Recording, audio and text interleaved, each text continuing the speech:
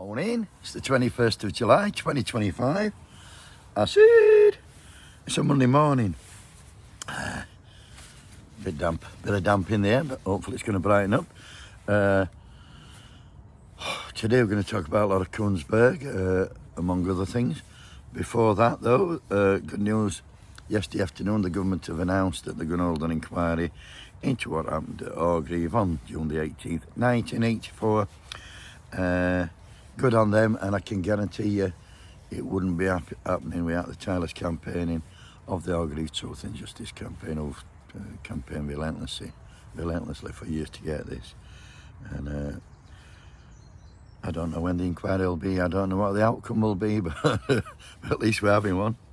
It might be 41 years late, but you know what? Late's better than never.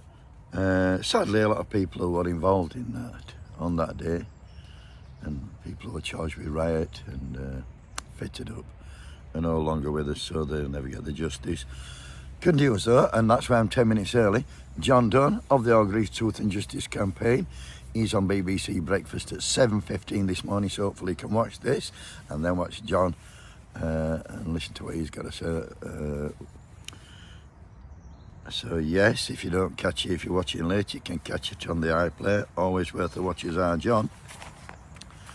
A bit of bad news, tinged with sadness in that. When I said there's lots of people who've passed away before we get this inquiry, sadly, Annie Rogers, part of the Outfield Brigade and a class warrior, she fucking passed away this weekend. Sad news really, but when I think she went at Durham last week and she went at the Orgreave Truth and Justice March in June, tells me bad things. Before that, she was always on the banner, and she's at the front of this video, and she'll be at the back of this video. Rest in peace, Annie. What a fucking legend you were last year. Probably didn't even know. On to Laura Kuenssberg. Before that, solidarity to the Groovy gang up at Lumley Seat, or into another week of their fucking nearly year-long strike, and also solidarity to the Birmingham bin workers. Gone for glasses. Last day of Parliament tomorrow, it's their summer break, innit? 7 weeks fucking recess, not bad for some. And last week we talked about Reform Deputy Leader Dick Tice. He was lying in Parliament when he said he saw people going to the polling station with bags of postal votes. Well, yesterday Nigel Farage, the leader of the Reform Party, he was being platformed on Laura Kuenssberg again. But to be fair, he was telling the 100%, so listen to this fucker. Scarborough Town Council, which has given no idea. Well, I can tell you. No idea. Well, I can tell you what's happened there, and I can ask you whether you think this is the right thing to do. Scarborough Town Council has given its Reform Mayor a 600% pay rise. I have no idea. You don't know?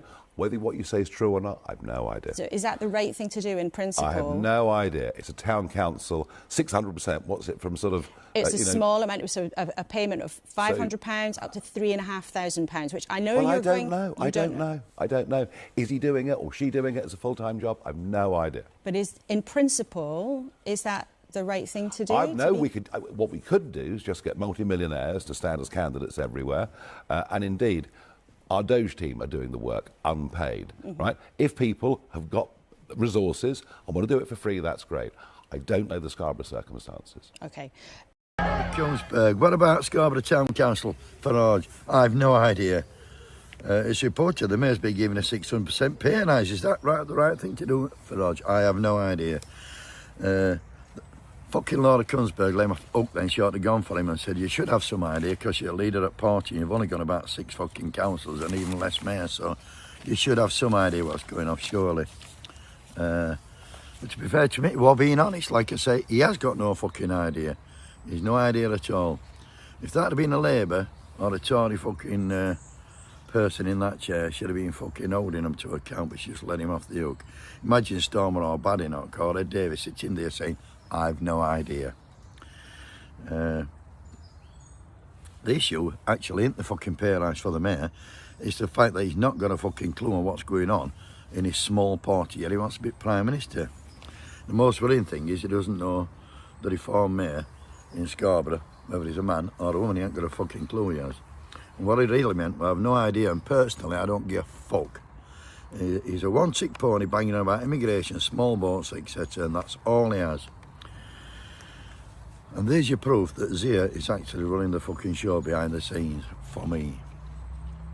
Yesterday, by all accounts, more than 50, 70, I don't know, Palestinians were fucking shot dead in Gaza. They were actually searching for flour because they were fucking starving. So what the IDF doing, what they do, they starve them and then they shoot them. That's looking like fucking systematic extermination. Meanwhile, on Saturday, we've been talking about the Merseyside pensioners in the last few days. Audrey White of the Merseyside pensioners, 76-year-old Audrey White, that is, and like a fucking Jack Russell, she used to be fair. She was arrested along with her brother and a local priest, and arrested on, she's out on bail now, let me add, but she was arrested on terror charges. And what she did, she held a sign up saying, "I oppose genocide, I support Palestine action." Have a great day, everybody. Oh, wake the fuck up. Wakey, wakey, everybody.